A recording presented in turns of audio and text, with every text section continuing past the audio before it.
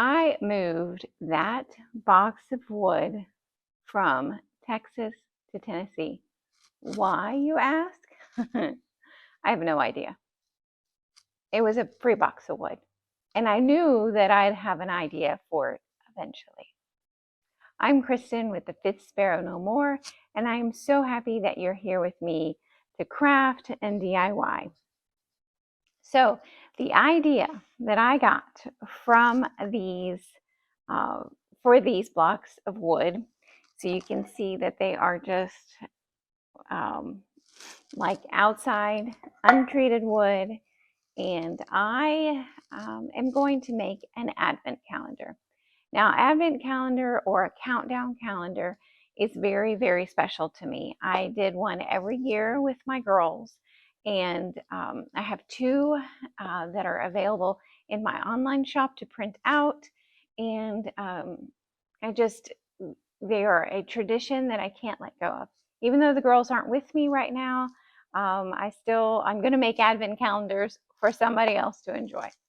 So that being said, I took some of that wood and I cut it into pieces. And we'll talk about that more in just a minute. But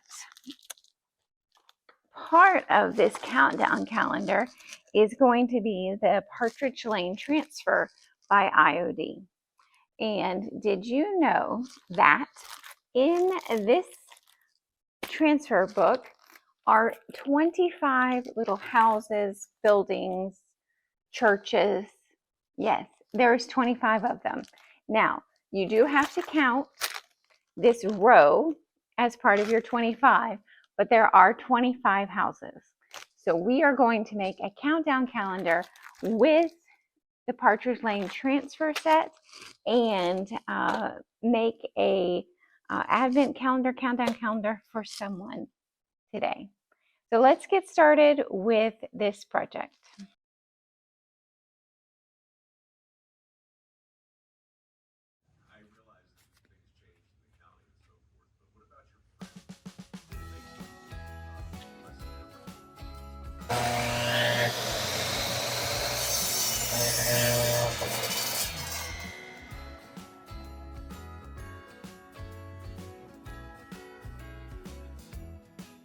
I sanded down all of the blocks to get rid of the sharp corners, the rough edges, and the splinters left over from the chop saw. A cute supervisor in the way of Sunday the puppy is not required, but I feel it makes everything better. Paint each of the blocks with Midnight Sky by Dixie Belle. It is a chalk paint. And you can, use spray paint or, whatever that you'd like to use that works for you. Spray painting all of them might make it go faster, but, whatever your choice of paint is. I did do 2 coats on these wood blocks to get full coverage.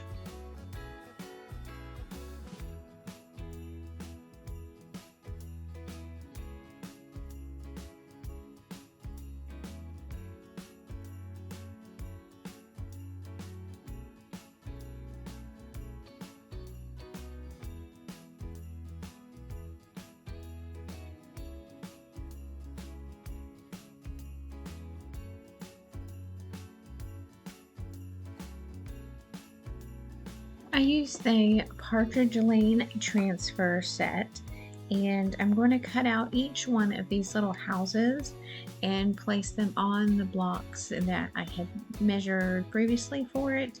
As you can see coming up, I do question what house, building, church fits on which block. I thought I had figured it out, but I end up moving things around a little bit because it doesn't quite fit the way I thought. And some of these, the larger houses will need to be trimmed down to fit on the blocks. Now some of it does wrap around the side and that's fine, but if I could get everything on the front, then I did, and so I trimmed down some things in order for that to happen.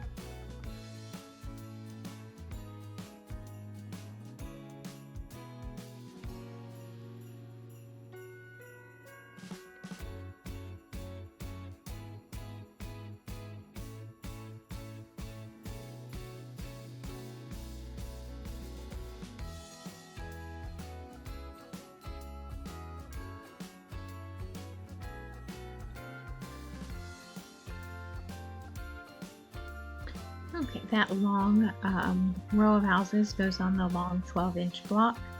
And this pink building, I think it's a bookstore, does need to have its sign that's hanging off the side and its light bulb cut off in order to fit on the block properly. For some of the other ones, like if they had trees or things like that, I did just wrap around those to the side.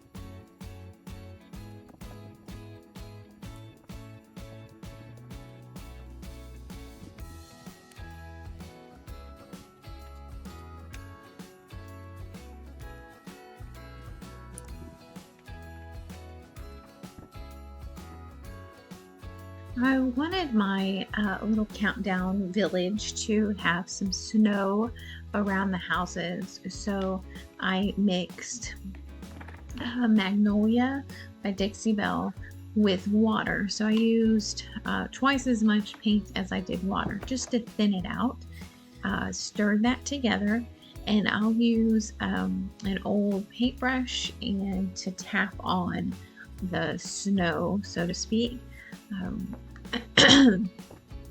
I wanted this to be somewhere between a gentle snowstorm and a blizzard, and I think for a few of them they were more blizzard than gentle snowstorm, but I did try. And it's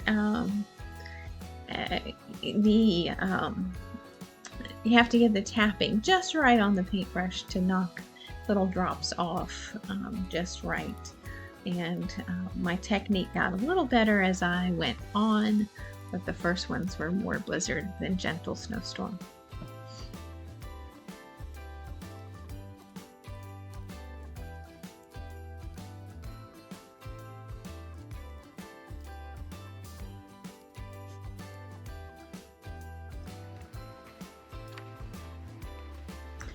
This ruler print scrapbook paper was a garage sale find for another project, and I'm so thankful I had it, because this is what I chose to use for the numbers on each block, and it almost looked like a little moon up in the sky, so I thought that turned out really cute. And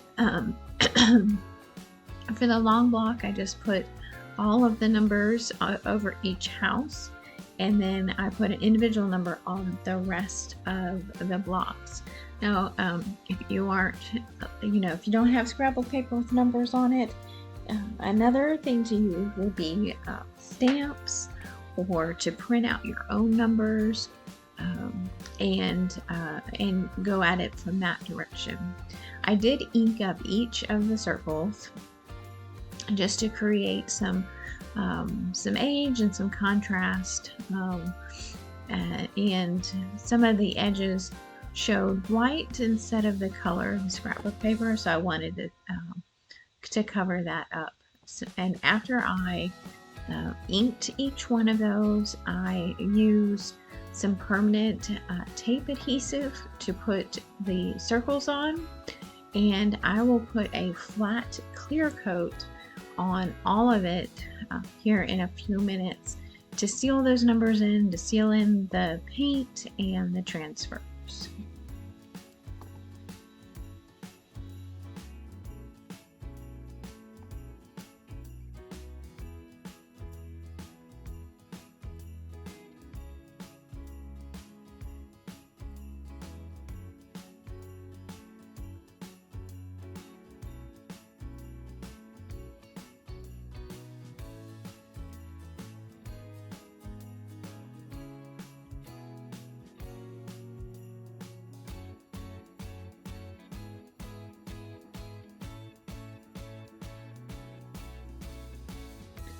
I am putting a binder clip on the back. I don't know if they're a binder clip. I'm not sure what they're.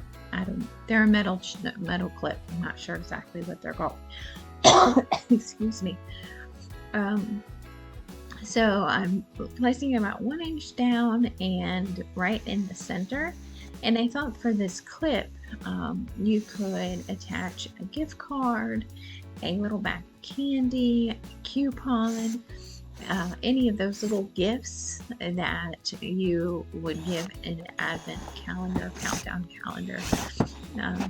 I know that Hobby Lobby has tiny little bags in the card making section that would be perfect to hang on these clips for a little treat on the back of these Countdown Village blocks.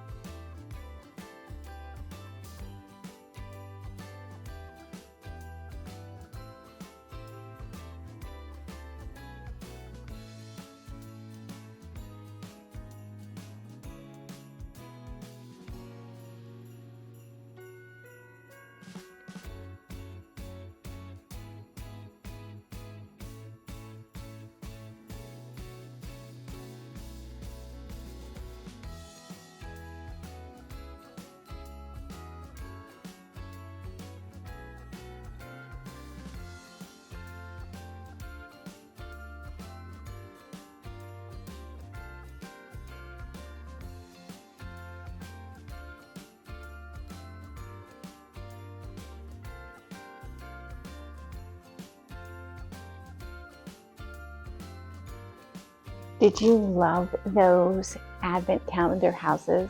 I think it turned out so good.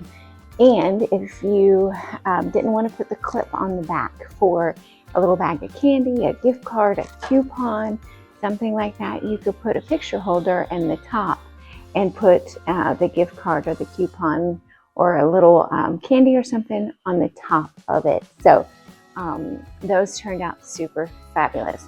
Now, speaking of candy, our next project is going to be a candy box, and I'm combining some transfer books from IOD, some tart tins, and a cigar box. So let's get started on that. Now I've laid out these tart tins in the bottom of our cigar box. Just use a little glue to put those in the bottom so it looks like a candy box.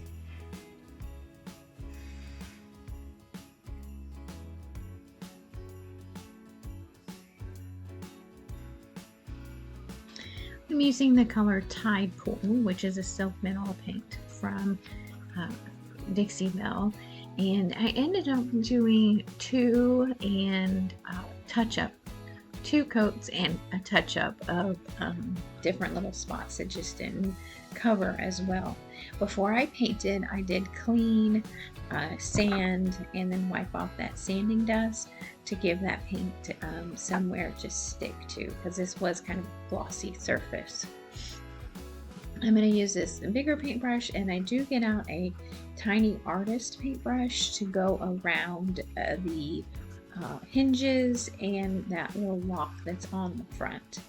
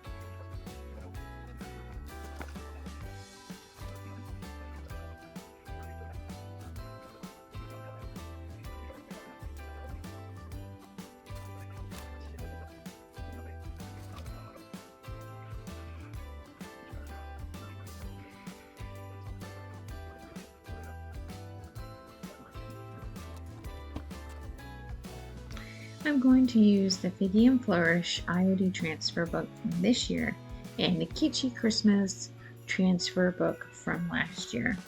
And I want the gold to be behind that wreath, that colored wreath. So I'm going to cut the holly and berries that are from the Figgy and Flourish book and into little pieces, and I'm going to get that wreath where I want it, and then I'm going to tape it down. That way I can flip it up and lay all of my pieces of the gold underneath, so that colored wreath ends up on top. And I'll figure out the placement, and then I will use painter's tape to make sure that none of those pieces move. And I'll do the same with all those little bits of the Figgy and Flourish pine, or holly leaves, holly leaves and berries, and I will just put them behind there and use the painter's tape to attach them.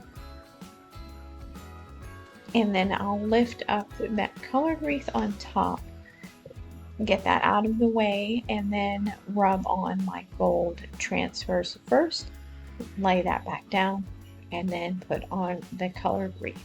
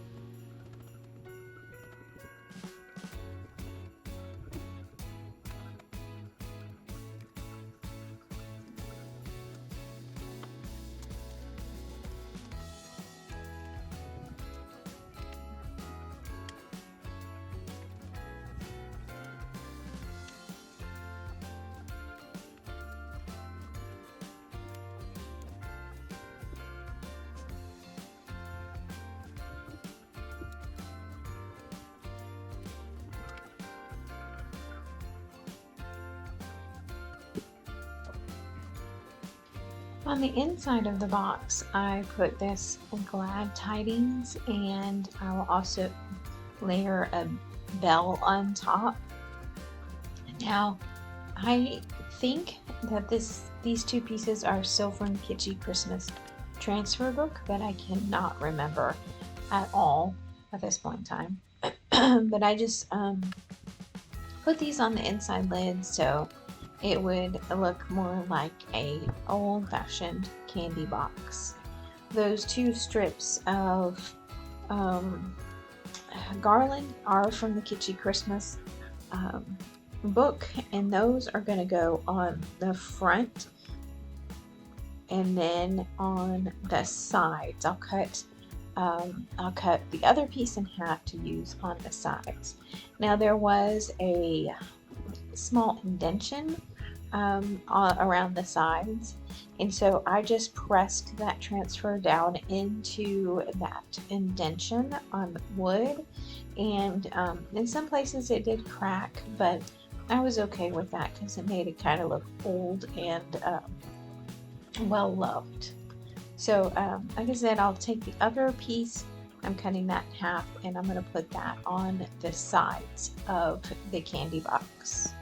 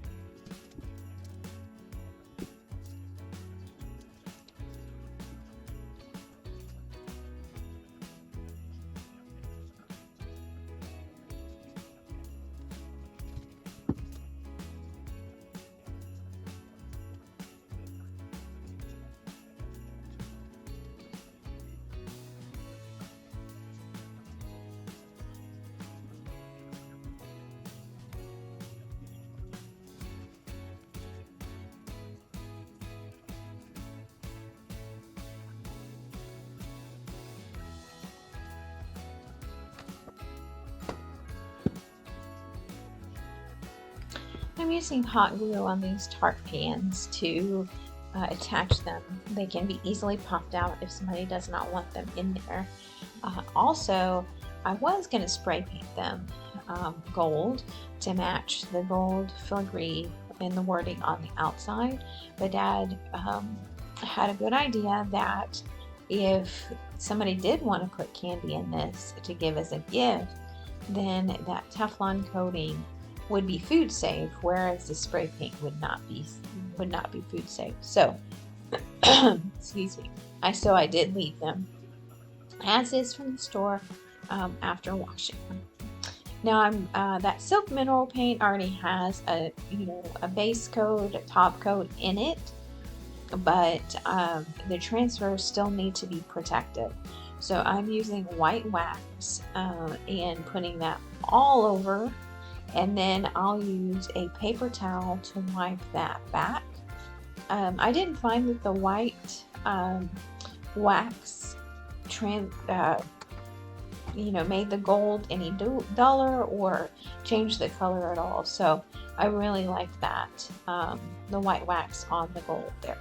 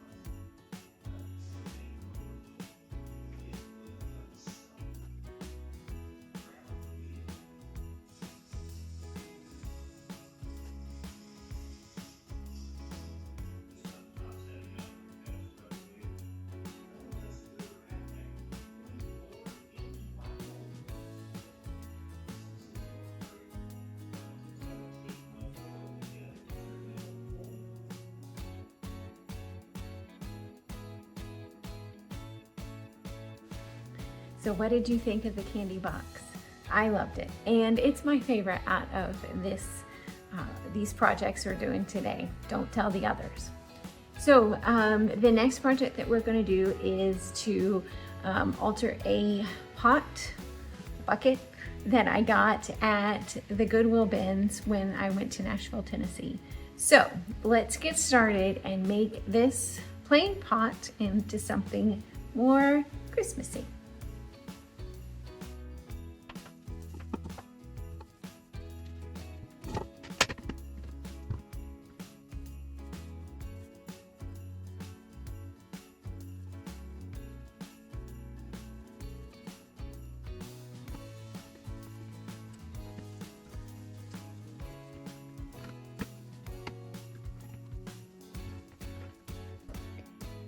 So I took the Partridge Lane transfer and I cut out all of these ornaments and this garland. I also cut out the best Christmas wishes from the Christmas Joy transfer set, and I'm going to put those on the bucket that's now had about 2.5 coats of drop cloth.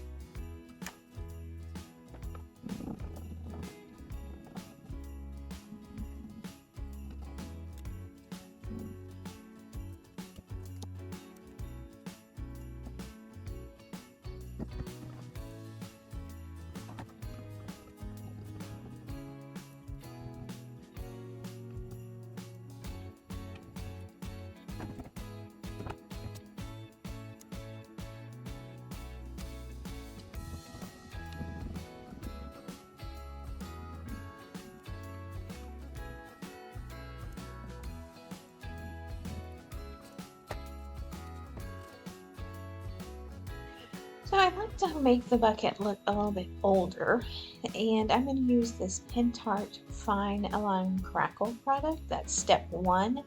And let that dry, and then you put on step 2.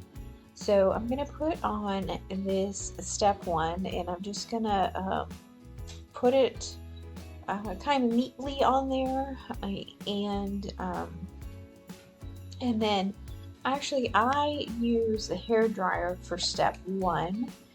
I find that when I do the hair dryer, instead of letting it dry for a day, that there is better crackle in the end. So I always hair dry it dry and then do step 2. Here I am putting on step 2, and I kind of put that on in a cross hatch motion. And then to bring out the crackle and see the magic, I'm going to use brown wax all over this. And I just put the brown wax on, and then I wipe off the extra. And then look at this crackle. Oh my gosh, look at that. It's like magic.